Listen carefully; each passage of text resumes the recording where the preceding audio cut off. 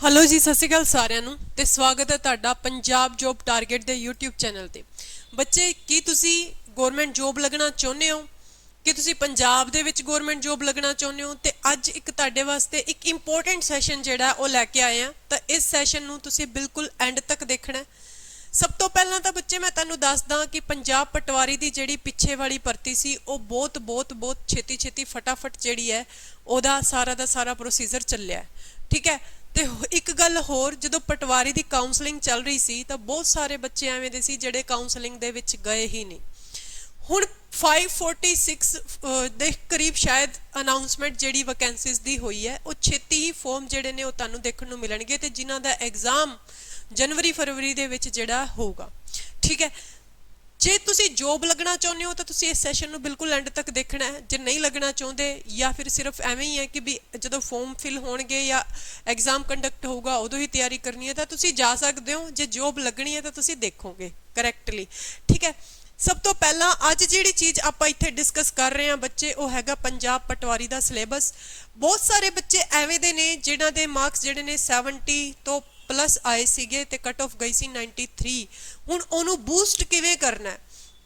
Punjab video दा भी आपां इत्थे ही जिक्र करांगे, पंजाब पटवारी दा भी इत्थे ही जिक्र करांगे बिकॉज सिलेबस जिहड़ा है 99% सिलेबस जिहड़ा है वो मैच करदा है और ਇੱਥੇ ਤੁਹਾਨੂੰ ਬਹੁਤ ਕੁਝ ਆਈਡੀਆ ਜਿਹੜਾ ਉਹ ਮਿਲੂਗਾ। ਇਸ ਕਰਕੇ ਤੁਸੀਂ ਵੀਡੀਓ ਨੂੰ ਦੇਖਣਾ ਲਾਸਟ ਤੱਕ।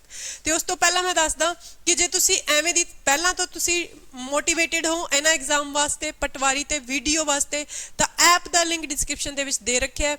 499 ਦਾ ਕੋਰਸ ਹੈ ਪਟਵਾਰੀ ਦਾ 1 ਈਅਰ ਦੀ ਵੈਲਿਡਿਟੀ ਦੇ ਨਾਲ, 449 ਦਾ ਵੀਡੀਓ ਦਾ 6 ਮੰਥ ਦੀ ਵੈਲਿਡਿਟੀ ਦੇ ਨਾਲ ਕੰਪਲੀਟ ਬੈਚ ਹੈ ਜੀ। ਹਰ ਇੱਕ ਚੀਜ਼ ਤੁਹਾਨੂੰ ਉੱਥੇ ਕਰਵਾਈ ਜਾਊਗੀ ਤੇ ਕੰਟੈਂਟ ਬਹੁਤ ਵਧੀਆ, ਗਾਰੰਟੀ ਲੈਂਦੇ ਹਾਂ ਕਿ ਕੰਟੈਂਟ ਦੇ ਵਿੱਚ ਤੁਹਾਨੂੰ 1% ਵੀ ਦਿੱਕਤ ਨਹੀਂ ਆਊਗੀ ਜੋ ਅਸੀਂ ਪੜਾਵਾਂਗੇ, ਠੀਕ ਹੈ। ਬਾਕੀ ਨੰਬਰ ਦੇ ਰੱਖਿਆ। ਹੁਣ ਦੇਖੋ ਪੰਜਾਬ ਪਟਵਾਰੀ ਦਾ ਐਗਜ਼ਾਮ ਜਿਹੜਾ ਹੋਇਆ ਸੀਗਾ ਤੁਹਾਨੂੰ ਪਤਾ ਇਹਦੇ ਵਿੱਚ 2 ਪੇਪਰ ਹੋਏ ਸੀਗੇ, ਪੇਪਰ A ਤੇ ਪੇਪਰ B।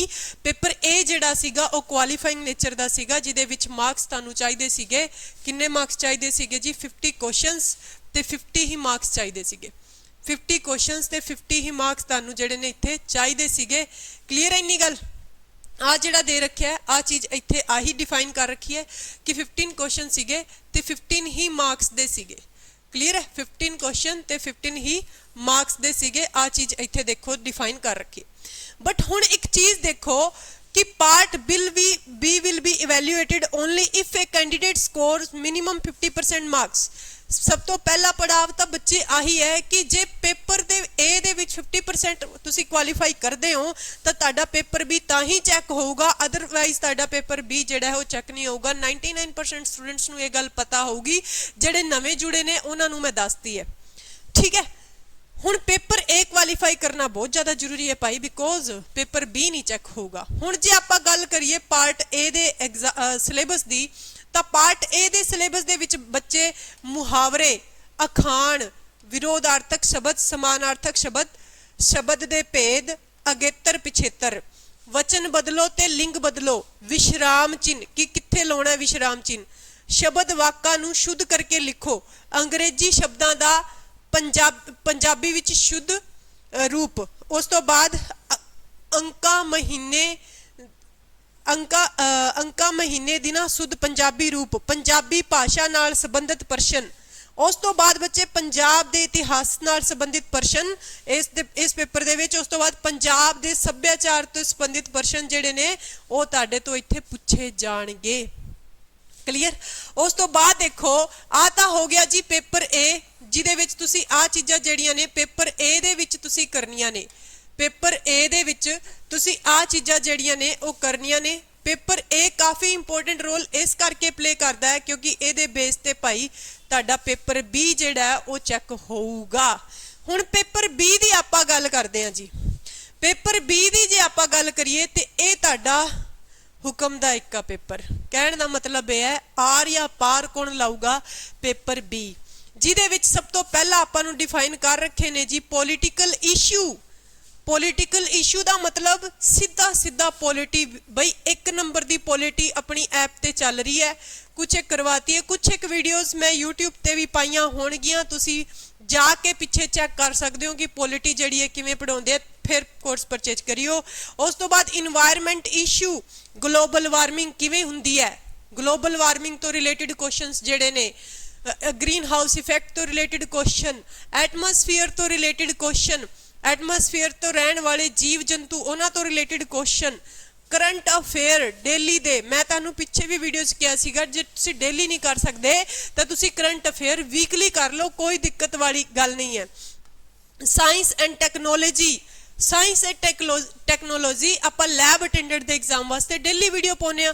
ਹੁਣ ਜੇ ਤੁਹਾਨੂੰ 4-5 ਕੁਐਸਚਨ ਆਉਂਦੇ ਨੇ ਭਾਈ, ਕਟ ਆਫ ਤਾਂ 93 ਗਈ ਸੀ ਪਿੱਛੇ ਹਨਾ, ਇਸ ਤੋਂ 90 ਜਾ ਸਕਦੀ ਹੈ। ਚਲੋ ਮੰਨ ਲਓ ਪੇਪਰ ਥੋੜਾ ਜਿਹਾ ਟਫ ਬਣਾਤਾ ਬਟ ਫਿਰ ਵੀ 4-5 ਨੰਬਰ ਤਾਂ ਵੈਲਿਡਿਟੀ ਰੱਖਦੇ ਆ ਕਿ ਨਹੀਂ ਰੱਖਦੇ, ਇਸ ਕਰਕੇ ਤੁਸੀਂ ਸਾਇੰਸ ਨੂੰ ਚੰਗੀ ਤਰ੍ਹਾਂ ਕਰਦੇ ਆ।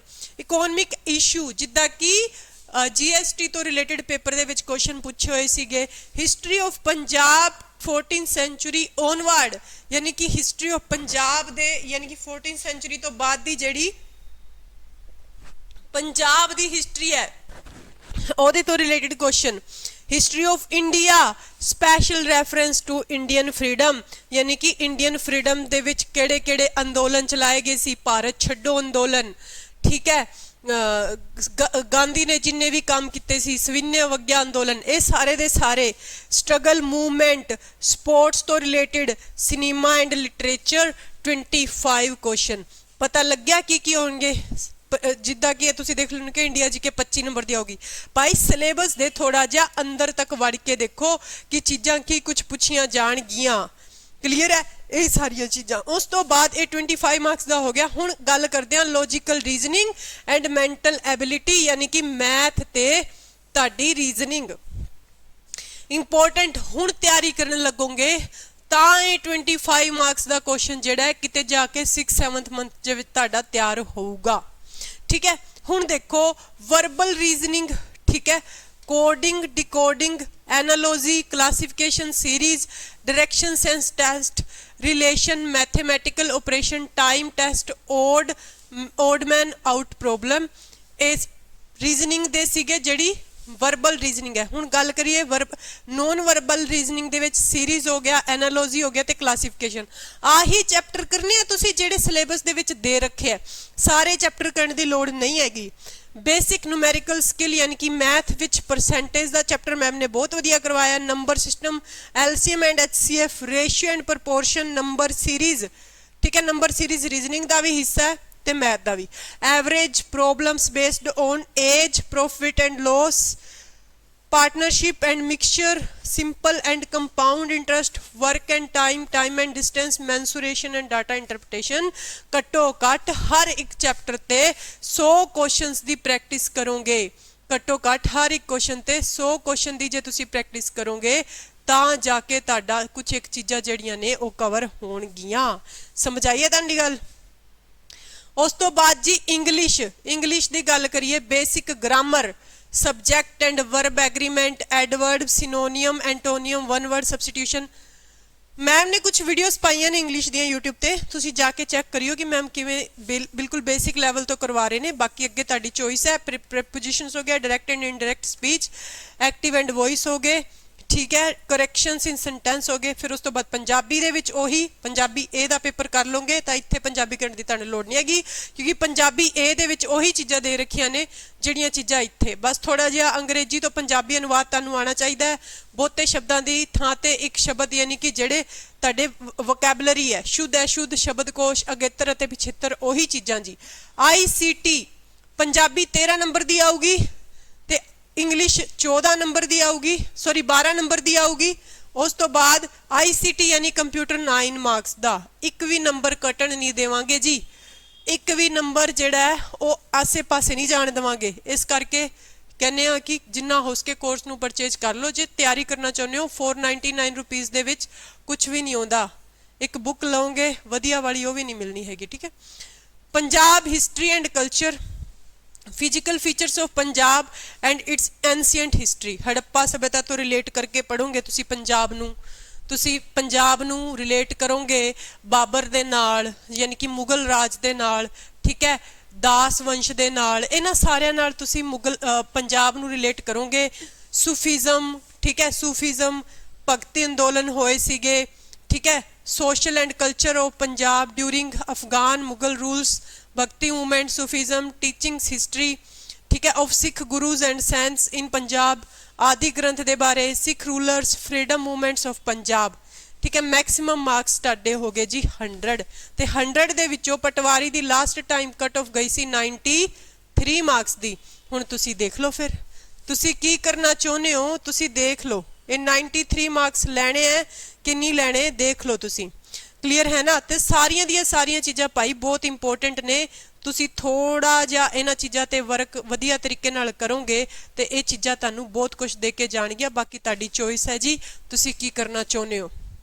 ਸਿਲੇਬਸ ਮੈਂ ਤੁਹਾਨੂੰ ਦੱਸਦਾ ਕਿ ਆਹ ਚੀਜ਼ਾਂ ਅੱਗੇ ਵੀ ਤੁਹਾਨੂੰ ਦੇਖਣ ਨੂੰ ਮਿਲਣਗੀਆਂ, ਇਸ ਕਰਕੇ ਤੁਸੀਂ ਕੋਰਸ ਪਰਚੇਜ ਕਰੋ, ਐਸ਼ ਕਰੋ, ਪੇਪਰ ਦੀ ਤਿਆਰੀ ਕਰੋ, ਇੰਜੋਏ ਕਰੋ, ਮਤਲਬ ਕਿ ਬਿਨਾਂ ਟੈਨਸ਼ਨ ਤੋਂ ਕਿ ਕੰਟੈਂਟ ਵਧੀਆ ਮਿਲ ਰਿਹਾ। ਓਕੇ ਜੀ, ਥੈਂਕ ਯੂ ਸੋ ਮਚ।